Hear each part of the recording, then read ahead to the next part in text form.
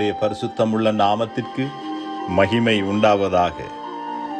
அருமையான தேவனுடைய பிள்ளைகளே, இந்த நாளிலும் ஆண்டவருடைய வார்த்தையை இந்த காலை நேரத்திலும் தியானிக்கப் போகின்றோம். இந்த நாளிலும் வேத தியானத்திற்கு ஆதாரமாக சங்கீதம் 48:14 உங்கள் முன்பாக நான் வைக்க விரும்புகின்றேன்.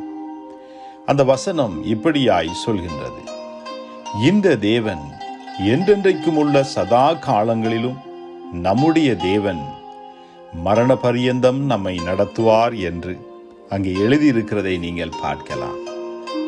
அந்த வேத வசனம் தெளிவாய் ஒரு காரியத்தை சொல்லுகிறதை நீங்கள் கவனித்து பார்த்தால் புரிந்து கொள்வீர்கள்.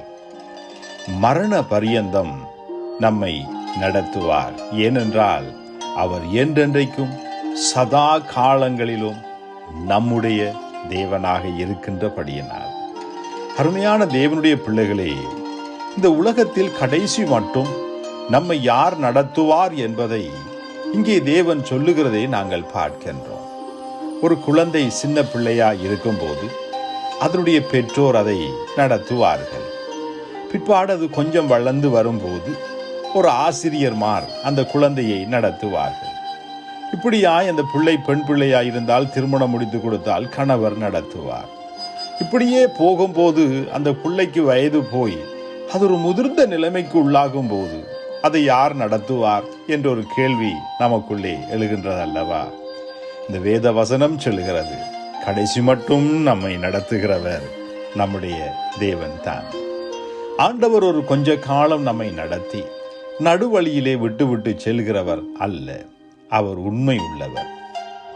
இந்த உலகத்தில் நம்மை அழைத்தார், கிருபையாய் நம்மை தெரிந்து கொண்டார்.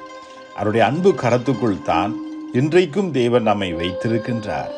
அவர் ஒருபோதும் நம்மை மறப்பவர் அல்ல. எப்பொழுதும் நம்முடைய பேரில் நினைவாக இருக்கின்றவர். இந்த உலகத்தில் யார் மறந்தாலும் அவர் நம்மை மறப்பவர் அல்ல. ஆகவே அவர் நம்மை நினைத்திருக்கின்றார்.